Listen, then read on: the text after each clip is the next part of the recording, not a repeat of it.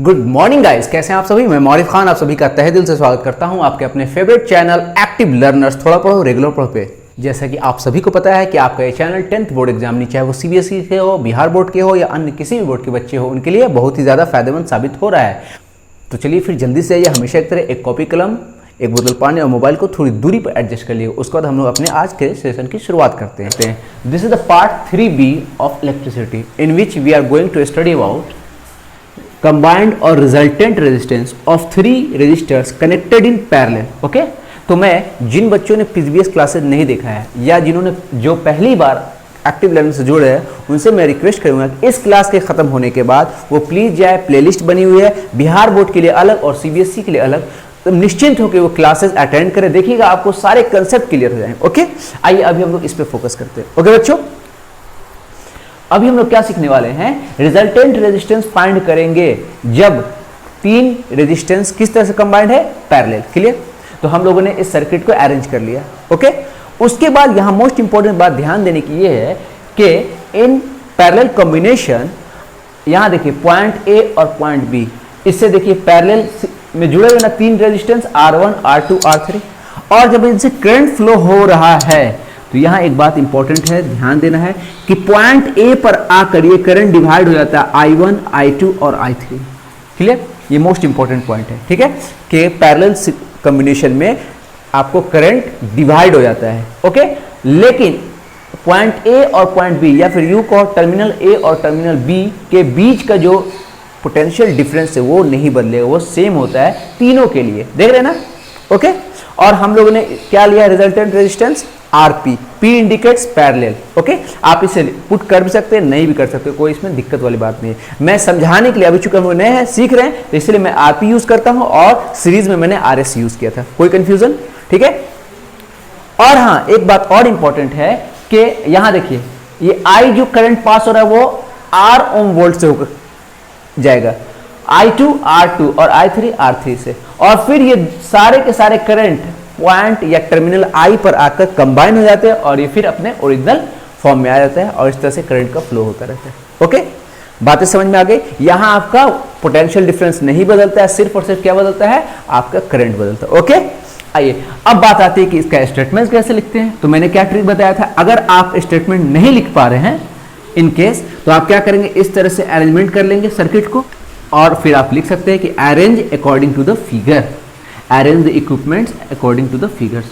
इससे भी आपको नंबर मिल जाएंगे, नंबर नहीं कटेंगे, लेकिन आपको स्टेटमेंट लिखना सीखना है। सिंपल सा है, क्या लिखेंगे कि let R1 R2 and R3 ohms are connected in parallel. Okay, uh current I flows from the circuit which divides at point A in I1 I2 and I3. Okay, the potential difference between the terminals A and B is V. Let the resultant resistance is RP.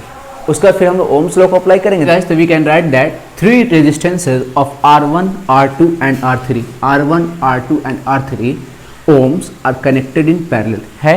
Okay, in the circuit a potential difference of V volt is applied to the terminals A and B, है ना। अब देखिए A और B के बीच आपको हम लोगों ने V वोल्ट अप्लाइड किया हुआ है। Okay, uh current I is flowing through the circuit, देखिए I करंट फ्लो कर रहा है ना, which divides at point A, जो कि पॉइंट A पर आकर डिवाइड होता है I1 I2 और I3। तो हम लोग लिख सकते हैं कि टोटल करंट क्या होगा, I equals to I1 plus I2 plus I3। कोई कंफ्यूजन? यहां तक बात समझ में आ रही है? इसे हम लोगों ने इक्वेशन 1 बना लिया। ओके, देख लीजिए एक बार। Okay guys, now we have to understand that if we wanted to obtain the intensity of I1, then with the help of Ohm's law we can find I1। देखिए बच्चों, इसका रेजिस्टेंस क्या है R1, और इस टर्मिनल्स के बीच का जो पोटेंशियल डिफरेंस है वो क्या भी है। तो इन दैट केस क्या हो जाएगा, I1 equals to V upon R1। Okay, आप लोगों ने ट्रायंगल रूल याद किया है। ओके, अगर आप लोगों ने रेगुलर क्लासेस ज्वाइन किया होगा तो आप लोगों ने देखा होगा, मैं ट्रायंगल्स रूल बताता हूं, जिसमें मैं यहाँ V लिखता हूँ, यहाँ I, यहाँ R, और इसकी मदद से आप बड़े आसानी से ओम्स लॉ को अप्लाई कर सकते हैं। V इक्वल टू क्या होता है, I into R, I equal to क्या होगा, V upon R, I equals to V upon R। यहाँ I1 के लिए आपका रेजिस्टेंस क्या है, R1 है, I2 के लिए रेजिस्टेंस क्या है, R2 है, I3 के लिए रेजिस्टेंस क्या है, R3 है। In this way we can find I1, I2 and I3. Okay, यहाँ तक कोई problem? When we put this value in equation 1, we can find, we put the value of I1, I2 and I3. यहाँ देखिए बच्चों, यहाँ भी सब में कॉमन है ना, तो इसे मैं भी को बाहर निकाल लेता हूँ, तो यहाँ ऊपर क्या बचेगा 1/R1. In the same way 1/R2 and 1/R3. Okay, and in this way we can find the value of I. कोई कंफ्यूजन? इसे हम लोग इक्वेशन ए बना लेते हैं. ओके, ये तो रही इंडिविजुअल इसकी बात. अब हम लोग अगर बात करते हैं in reference of resultant resistance, अभी हम लोगों ने क्या सीखा कि इनके बीच का पोटेंशियल डिफरेंस क्या है, टोटल पोटेंशियल डिफरेंस V है, और टोटल रेजिस्टेंस या रिजल्टेंट रेजिस्टेंस क्या है, RP है.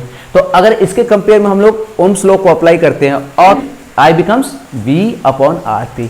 ओके, और फिर इस रिलेशनशिप को इससे हम लोग कोरिलेट करते हैं. देख, Okay guys, so now we can write as resultant resistance of combination, this combination is RP, okay, and the total potential difference between terminal A and B is V volt. Then यहाँ हम लोग क्या apply करेंगे, Ohm's law, और total current को find कर सकते हैं. बच्चे क्या करते हैं, इसे रट लेते हैं, याद कर लेते हैं. तो अब ये नहीं करना है. ओके, एक्टिव लर्नर्स का पर्पस ही यही है कि आप साइंस को, मैथ को खुद से अप्लाई करें, खुद से समझें, खुद से अपने तरीके से बनाएं. ओके, क्योंकि every individual you are a genius. ठीक है, तो आप अपने पोटेंशियल को यूज करें. हाँ, आपको हेल्प मिल सकती है, गाइडलाइन मिल रहा है यहाँ एक्टिव लर्नर्स पे, तो आप इस गाइडलाइन का अच्छे से यूटिलाइज करें और ज्यादा से ज्यादा दोस्तों को जोड़ें, इसका फायदा उठाएं. और हाँ, लाइक करना है, शेयर करना है, सब्सक्राइब करना बिल्कुल भी नहीं भूलना. Okay okay guys, then by ohm's law I becomes total potential difference V and resistance क्या होगा, RP. ओके, और इसे हम लोग इक्वेशन बी कंसीडर कर लेते हैं. अभी हम लोगों ने फाइंड किया था इक्वेशन ए में कि I इक्वल्स टू क्या था, V/1/R1 plus 1/R2 plus 1/R3. ठीक है, अब हम लोग इक्वेशन 1 और 2 में कंपेयर करते हैं, देखिए हमें क्या रिजल्ट होता है. ओके बच्चों, ये देखिए, ये पोटेंशियल डिफरेंस और ये पोटेंशियल डिफरेंस दोनों सेम है ना, तो इस तरह से हमें क्या रिजल्ट मिल रहा है, 1/RP equals to 1/R1 plus 1/R2 plus 1/R3. और इस तरह से हम लोगों ने कंबाइंड और रिजल्टेंट रेजिस्टेंस को फाइंड कर लिया. कब, जबकि 3 या 3 से ज्यादा, more than 3 resistances are connected in parallel. Okay okay guys, now we can say that with this result, that means if we combine 3 resistances in parallel, then we can find that the reciprocal of combined resistance is equal to the sum of the reciprocals of individual resistances. ये बातें समझ में आई?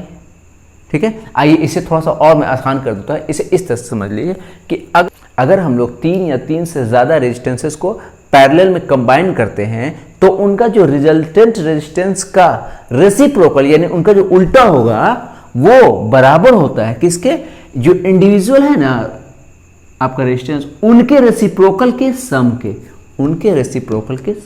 ठीक है. अब मैं आप लोगों को कुछ नोट्स देता हूं जो कि बहुत ही ज़्यादा इंपॉर्टेंट है, ना सिर्फ सब्जेक्टिव पर्पस से बल्कि ऑब्जेक्टिव को सॉल्व करने में और साथ ही साथ आपके कंसेप्ट की क्लैरिटी में. Okay, during series combination we get maximum resistance. हम लोगों ने क्या देखा था कि अगर हम लोग 3 या 3 से ज़्यादा रेजिस्टेंसेस को सीरीज में कंबाइन कर रहे थे, तो जो रिजल्टेंट रेजिस्टेंस आ रहा था इन सब के सम की इक्वल्स होता था. तो जाहिर सी बात हमें रेजिस्टेंस क्या मिलेगा, मैक्सिमम. तो क्वेश्चन कभी कभी ऐसे ही पूछ सकता है कि अगर हमें मैक्सिमम रेजिस्टेंस चाहिए तो आप रेजिस्टेंसेस को किस तरह से कंबाइन करेंगे, सीरीज में या पैरेलल. ओके, तो आंसर क्या होगा, सीरीज में. In the same way, if we obtain minimum resistances, then we have to combine in parallel. Okay? और parallel का फॉर्मूला क्या होता है, 1/RP is equals to 1/R1 plus 1/R2 plus 1/R3. चलिए फिर अपने पैटर्न को फॉलो करते हुए कुछ न्यूमेरिकल सॉल्व करते हैं, जिससे हमारे कंसेप्ट की क्लैरिटी में और ज़्यादा इंप्रूवमेंट होगा. ओके गाइज, तो आइए इस न्यूमेरिकल को सॉल्व करते हैं. ठीक है, देखिए क्या कहता है कि कैलकुलेट द इक्विवेलेंट रेजिस्टेंस.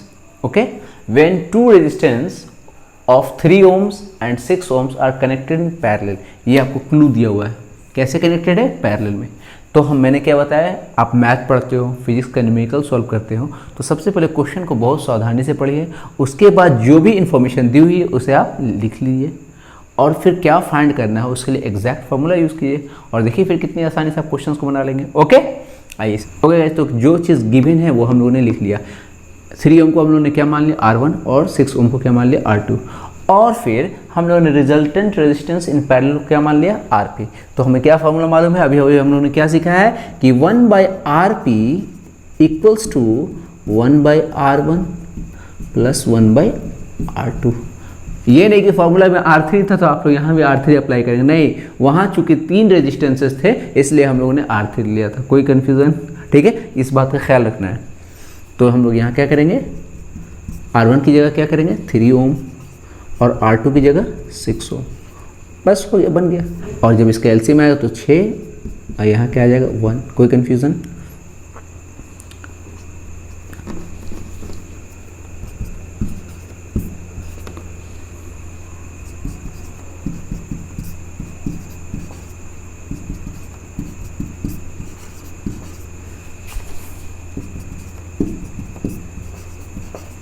और जब इसे हम लोग सॉल्यूशन करते हैं तो क्या आएगा 1/6 और जब इसे हम लोग सॉल्यूशन करें तो आएगा 1/2। यहाँ बता देते हैं बच्चों। तो हम लोगों ने क्या फाइंड किया, 1/RP इक्वल्स टू क्या है 1/2। हेंस RP क्या हो जाएगा, ये भी आपको उलट जाएगा, ये आपका 2 ohm, and this is answer. Guys यहाँ बहुत इंपॉर्टेंट बात समझने की ये है कि अगर ये क्वेश्चन आपको सब्जेक्टिव में ना देकर ऑब्जेक्टिव में देगा तो क्या आप ये प्रोसेस करेंगे, ठीक है। अगर आप करते हो तो आपका टाइम किल होगा। अगर सपोज करो इसकी जगह पे 4-5 और ओम हो तो इस बात को ख्याल रखना है कि हमेशा जब आपके रेजिस्टेंसेस पैरेलल में कंबाइंड होंगे तो उनका जो रिजल्टेंट रेजिस्टेंस होता है वो सबसे छोटा जो आपका रेजिस्टेंस होगा उससे कम होगा, ठीक है ना। तो आप देखिए 3 से यहाँ सबसे छोटा कौन है, 2 ohm, and this is answer. आप देख कर टिक लगा सकते हैं, इतना आपको प्रोसेस करने की जरूरत नहीं। ये कब है, जब आप कंफ्यूज होते हैं या फिर okay guys, now let's solve this problem. This is a very important, also complicated, and also we can say that this is a very conceptual question. Okay, so let's read it carefully and solve it carefully. Okay, क्या कहता है कि a piece of wire of resistance R, कोई आपको तार है या फिर कंडक्टर है जिसका रेजिस्टेंस क्या है R है, clear, is cut into 5 equal parts, ठीक है ना। इसे हम लोगों ने क्या किया, 5, इसे हम लोगों ने क्या किया 5 इक्वल पार्ट्स में डिवाइड कर दिया। ओके, 1 2 3 4, ओके, 5 इक्वल पार्ट्स में डिवाइड कर दिया।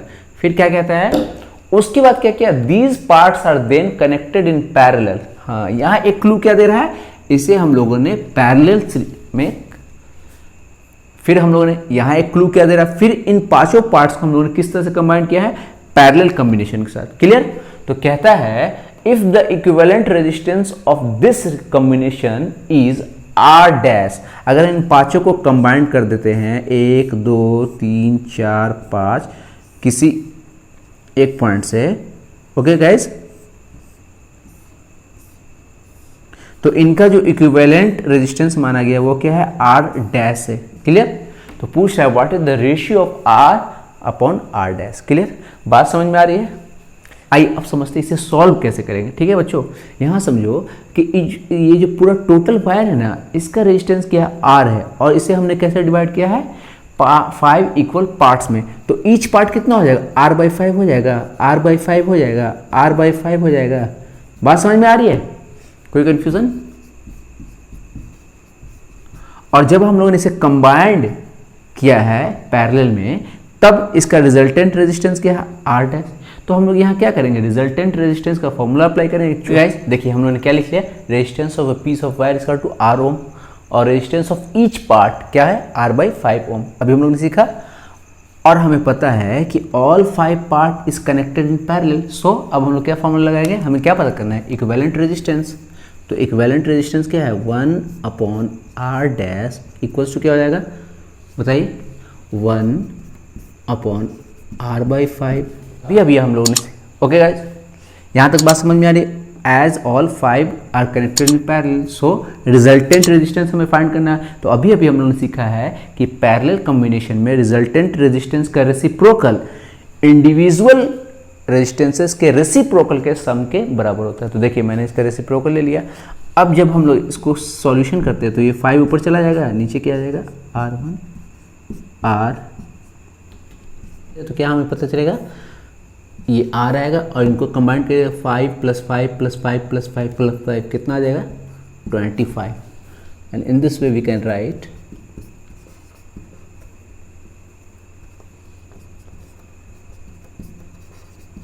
एंड इन देखो बच्चों तो मैं यहाँ बता देता हूँ इनका रेशियो क्या हो जाएगा। ये देखिए ये 25R' इक्वल्स टू R नहीं हो जाएगा, देखो क्रॉस मल्टीप्लिकेशन करेंगे तो, और फिर यहाँ पे क्या लिख सकते हैं हम लोग R' इक्वल्स टू R/25।